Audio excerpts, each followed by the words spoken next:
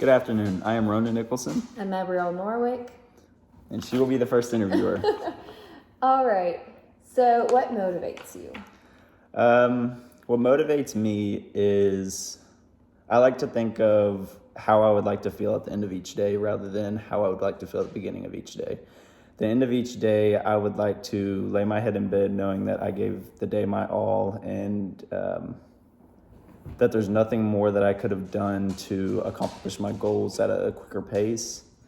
I like to think that I work efficiently and effectively to get those goals. Just constantly bettering myself is pretty much what motivates me. All right. So,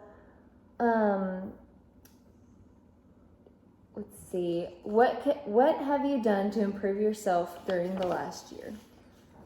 During the last year, I've picked up a lot of skills that I can apply to my current workspace and my future workspace.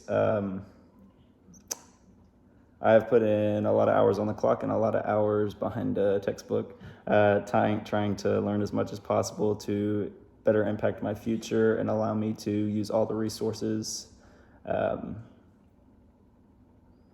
I have access to get the job done. All right. So, what are 3 strengths and 3 weaknesses of That's a hard yours? one. 3 strengths: hardworking, driven, dedicated. 3 weaknesses: I definitely overcommit myself.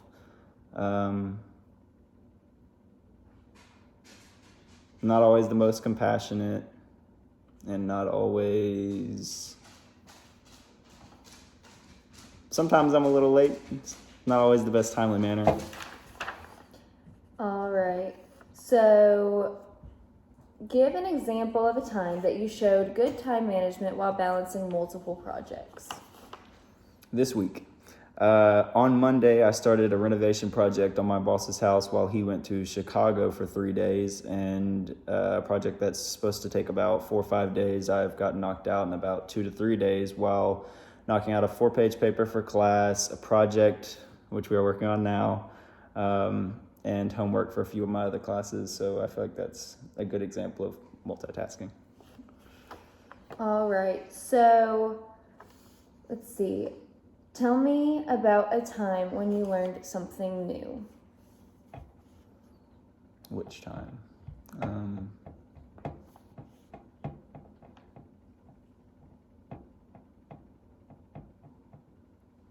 But no, ask another question. Do another one. That's a bad one. All right. So, what is your definition of leadership and how would you conduct yourself in a controversial situation? My definition of leadership is not someone who walks ahead of everybody else and leaves them behind to watch what he does. My example of leadership would be someone who walks beside you and shows you the ropes, shows you the way, while giving you compassion and knowing that you don't know exactly what they know, but they are willing to help you get to that point. A leader helps you in every way possible while not boasting or showing that they're better than you. And in a controversial place, I would probably, a leader in a controversial situation probably makes the best choice for everybody, not just for himself or for the one affected individual, would probably be my answer. All Is right. that 4? Yes. And, okay, so tell me about your greatest achievement and disappointment in your life.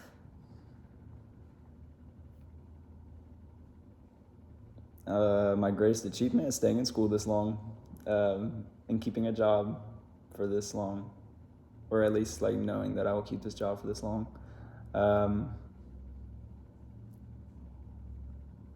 Biggest regret or disappointment? Disappointment.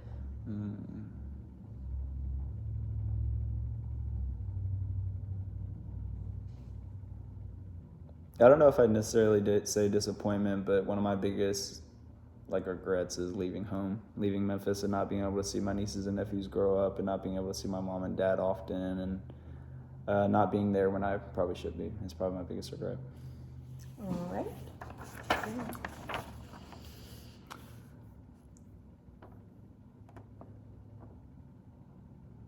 Do you prefer to work in the field or in the lab setting, and why? So I really prefer working in the field more than the lab, for the sheer fact of, in the wildlife field, I get more out of working hands-on with the animals, whether it's taking lymph node samples and aging the deer, being there and physically working with them, more as just looking at samples in a lab and not being able to interact outdoors in the environment of which I am researching that organism that I'm working with. Okay. How do you handle stress? So my biggest thing is learning how to take one day at a time. So focus, what do I have to do today? And not have to worry about days in advance, because then that's when you can be overloaded with stress. And another big thing is just, I write stuff down when I need to, but I also do overcommit myself to things. And so I just have to look, okay, this is what I have to do today. And in my free time, think, okay, what should I be doing? And not necessarily plan out my whole day, because then if I don't get something done, it may be on the stressful side. But at least I can throw in things where, oh, I should probably do this now, because on Friday I maybe have something else to do. So just to kind of balance it out like that is how I have handled stress this semester. And praying about it. Praying is the only true way that I can handle stress. Okay. Let me get to the same one. Give an example of a time when you showed good time management when balancing multiple projects. Okay, so especially, I guess I could use this semester with being president of the Wildlife Society. I have to talk to tons of people about research opportunities, service opportunities, and tons of different things while interacting with members of the society when they ask questions about things, especially with the meeting being today. I've had to juggle that, as well as working with Student Fisheries Associations. I have a lot of that to do, but also I have a lot of course deadlines that are coming up with second exams coming in the near future, as well as homecoming and having the time to pomp for the floats, which is a big deal for Greek life, but also we need 3 hours a week, so just balancing when during the week that you can get your hours in. And also working as a TA, just making sure I grade things on time.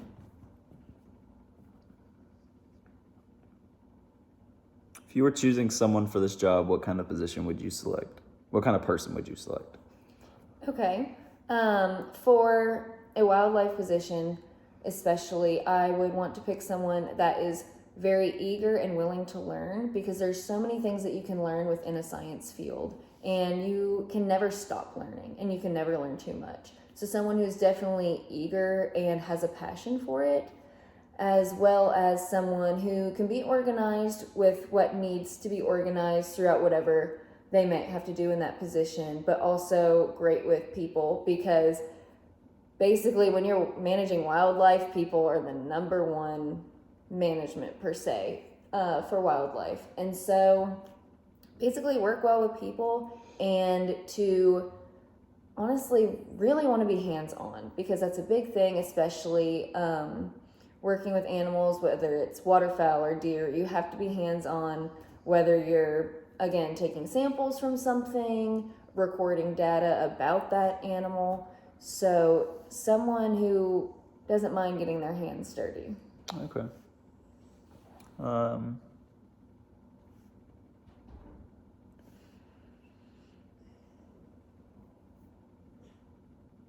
How do you encourage creative thinking with your fellow scientists? So kind of basically, as cliche as this might sound, thinking outside the box. Thinking, okay, what question or hypothesis, whatever you're thinking, what has already been asked, but what can we expand upon that? And that is a link to creative thinking in the sense of, yes, we might test for, let's just say, chronic wasting disease, but what if they have meningeal worm, and how are they being affected? At what time did they possibly get it to where chronic wasting disease can take over? Just thinking in, I don't want to say an abstract way, but thinking with more of a purpose of what goal can we also go towards while looking at this Okay. particular thing that maybe the research is about, per se. Is that 4 or 5? I think that's 4. Okay. What motivates you?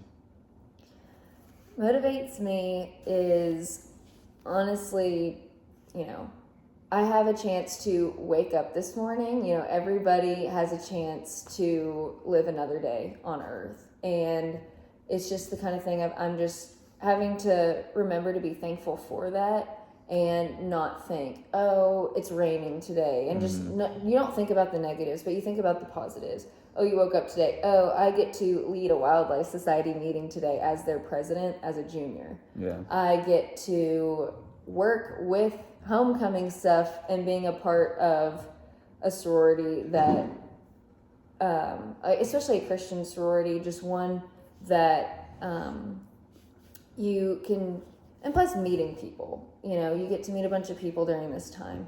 But also it's just knowing that God has a plan for my life, and I'm working towards whatever He has planned in my life, but also in what way, kind of see how God is going to work in my life and how He can use me to do His work, and from day to day, whether I might see it or not, but just motivating in the sense of you don't know what's going to happen in a day, and to just live every day, minute by minute, hour by hour, but you live in the present. You don't have to worry about the future because we don't need to. And so that's just something that motivates me, that God's got my back and I just need to live today, trust Him, and I don't need to worry about everything that's out of my control. That's what leads to stress.